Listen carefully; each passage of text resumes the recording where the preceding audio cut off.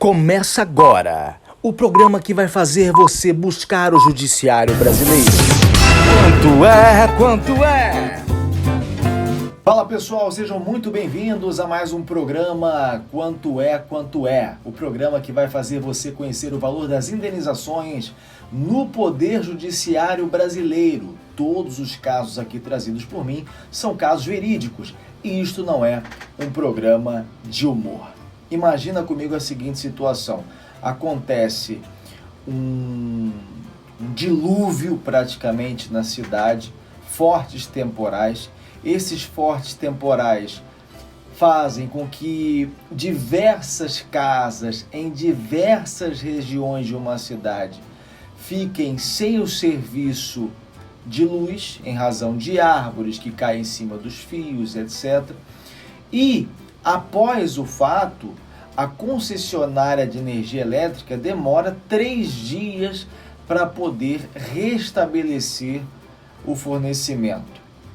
Consequentemente, 2 pessoas muito prejudicadas pela falta de luz processam a concessionária e eles têm êxito na empreitada, porque o Poder Judiciário entende que houve uma demora excessiva para que a luz pudesse voltar e com ela também a normalidade da vida. E aqui nós chegamos ao ponto alto do nosso programa Quanto é? Porque eu quero saber de você qual foi o valor da indenização arbitrada nesse caso. Opção A, R$8.000. Opção B, R$5.000. Opção C, R$10.000. Opção D, R$15.000. Você já sabe como funciona, vou dar um tempo para você pensar. E enquanto isso, eu já vou adentrar aqui no tema do nosso programa de hoje, porque, logicamente, eu tenho a certeza que se você está a par das últimas notícias, há de ter pensado, no momento em que eu fazer o relato do nosso caso, no que estão passando diversos moradores da cidade de São Paulo e até da Grande São Paulo, que desde sexta-feira passada, em razão também de temporais, estão sem o serviço de energia elétrica. Muitas pessoas que são atendidas pela Enel, que é uma das concessionárias de serviços de energia elétrica do estado de São Paulo, tem mais de uma, mas a Enel abastece 2,1 milhões de consumidores. Então, diversos consumidores, dentre esse universo de pessoas, estão sem luz desde sexta-feira passada. Estou gravando esse vídeo dia 9 de novembro de 2023, quinta-feira. Até este momento, parece que ainda restam 1.300 casas sem luz. Parece pouco, não é? Mas são 1.300 famílias que há quase uma semana não conseguem trabalhar, já perderam alimentos. Você vai ter diversas situações e cada pessoa vai ter uma experiência para poder contar. Cada uma pior do que a outra, você pode ter certeza disso. Então, automaticamente, a partir do momento em que você tem uma reação em cadeia de consumidores, porque aqui nós estamos tratando de fornecimento de serviços, uma parte muito forte, outra parte muito fraca, automaticamente você tem aí a aplicação das normas relacionadas à Lei 8.078, Código de Defesa do Consumidor. Então, a partir do momento que você tem tantas pessoas prejudicadas, é normal que haja um anseio da sociedade em ter uma reparação. Inclusive, a própria Prefeitura Municipal de São Paulo já informou que vai iniciar uma ação civil pública contra a Enel, em razão do descumprimento de um termo que foi pactuado ainda no ano passado e que condiciona a Enel, além da própria prefeitura, o dever de auxiliar na poda das árvores. O termo não retira a responsabilidade do município de São Paulo. Essa responsabilidade, a priori, é do município.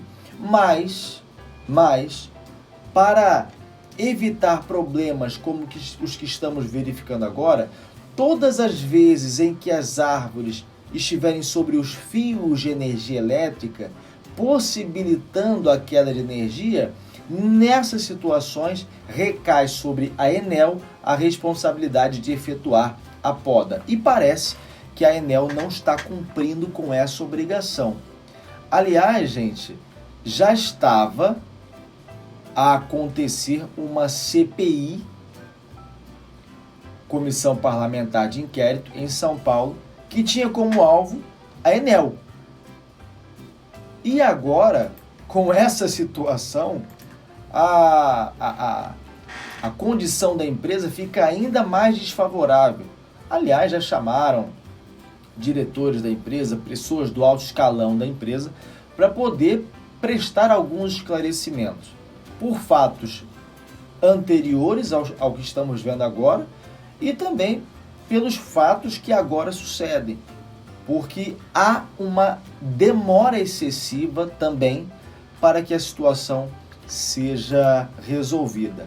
A Enel, inclusive, em 2022, foi considerada a pior concessionária de energia elétrica do estado de São Paulo.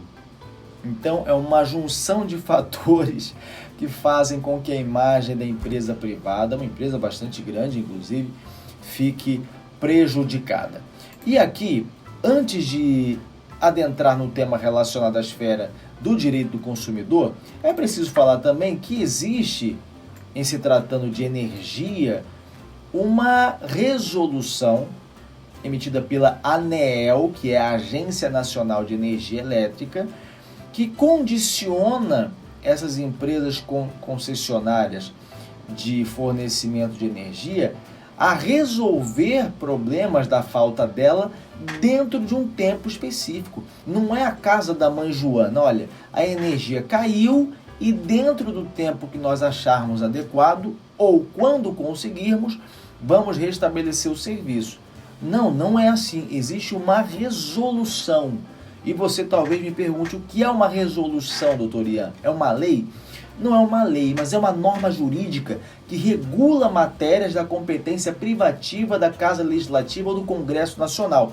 E essas matérias podem ter caráter político, processual, legislativo ou administrativo.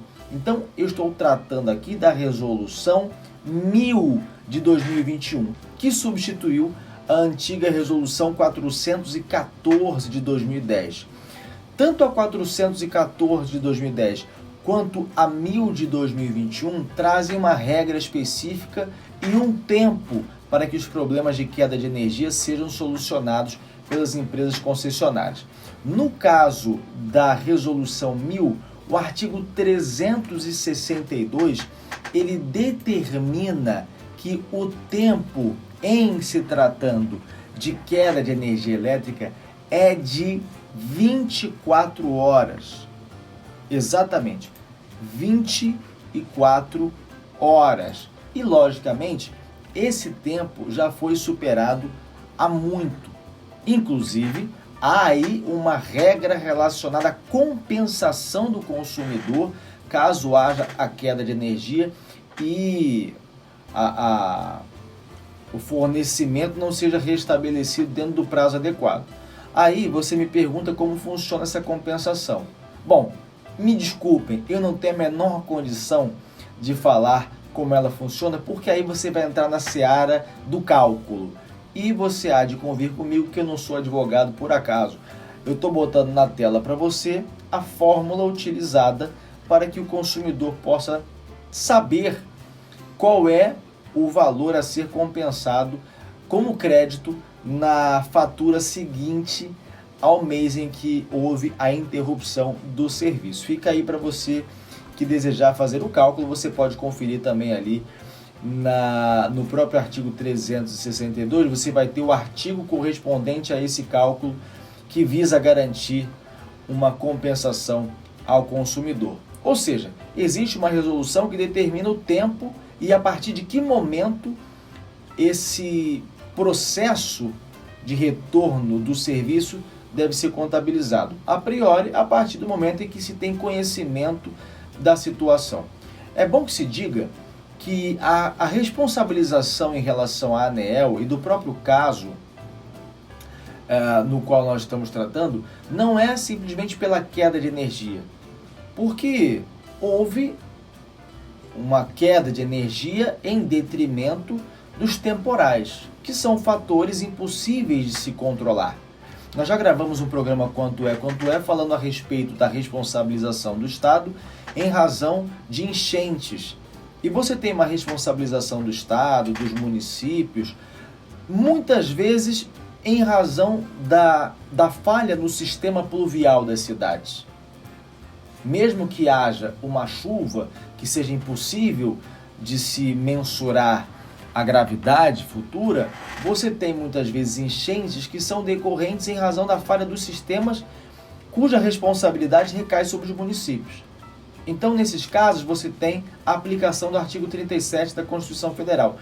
Aqui, quando você tem uma chuva que faz com que uma árvore qualquer caia em cima de um fio e por conta disso você tem a paralisação da energia, não tem como você dizer que a paralisação da energia aconteceu por culpa da concessionária ou por culpa do município. Agora, você tem como responsabilizar no momento em que você começa a contabilizar o prazo para que o problema seja fixado e ele não é dentro do tempo estabelecido.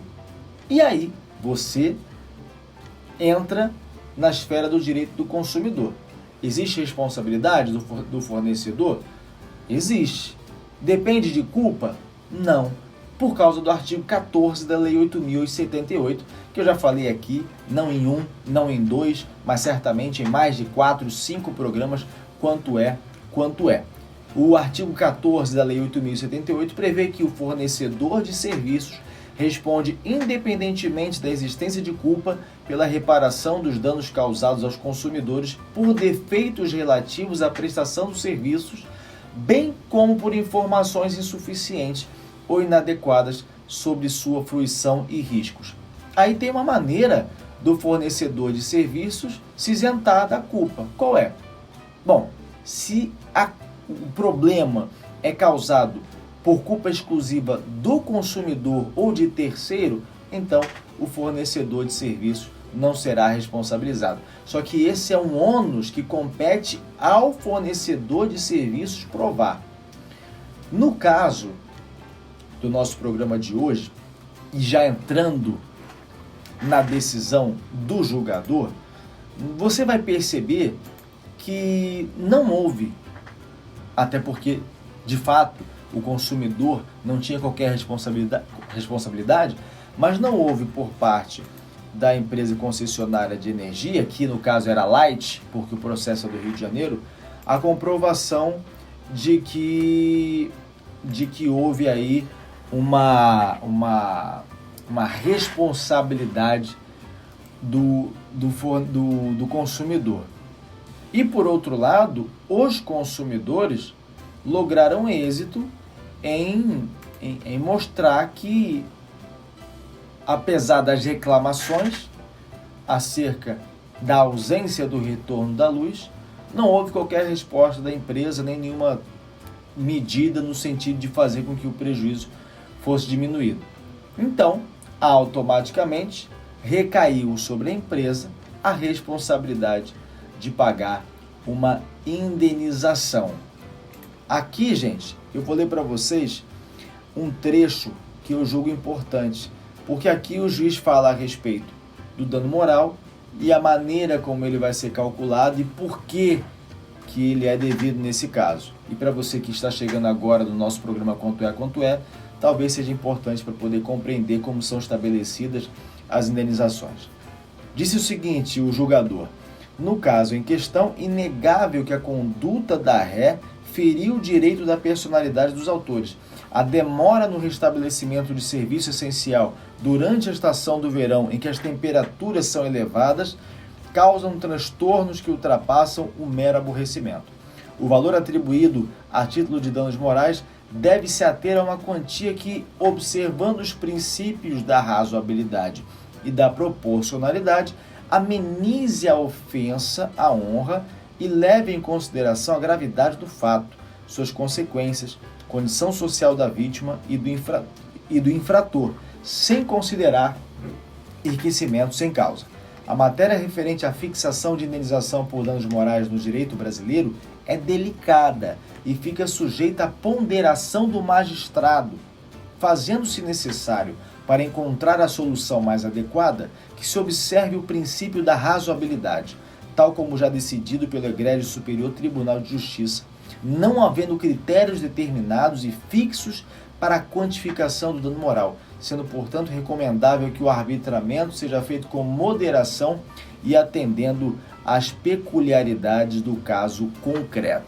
Bom, dito isto, no nosso caso, o valor da indenização foi de... Fala aí, minha voz. 10 mil reais. Exatamente. 10 mil reais. Então, você que optou pela opção C, você acertou. Mas eu digo mais. Você que chutou a opção B, você também acertou. Porque o valor só é de 10 mil reais porque eram 2 pessoas processando a Light, a concessionária. Então foi 5 mil para cada um. Por isso deu 10 mil reais. Se fosse só uma pessoa, seria 5 mil reais. Aí você me pergunta se isso é compatível com os prejuízos que a pessoa pode ter tido por ficar 5 dias sem luz. Você me pergunta, de repente, se esse valor ele leva em consideração o quanto a Light ganha, ou a Enel, ou a Celesc aqui em Santa Catarina, ou qualquer outra empresa que forneça os serviços. Eu acho que não, eu acho que 5 mil reais dá 10 continhas de luz, de 10 moradores, 10 unidades consumidoras ali no estado. É muito pouco. Mas eu quis ler para você qual é a definição que se dá, a forma como se arbitra o dano moral, para que você possa tirar a sua própria conclusão, tá? Mas no programa de hoje, você que optou pela opção C, você acertou, mas você que optou pela opção B, você também acertou. Quero agradecer a você que ficou comigo em mais um programa Quanto É. Para você que não me conhece, eu sou Ian Santos, advogado. Vejo vocês no próximo programa.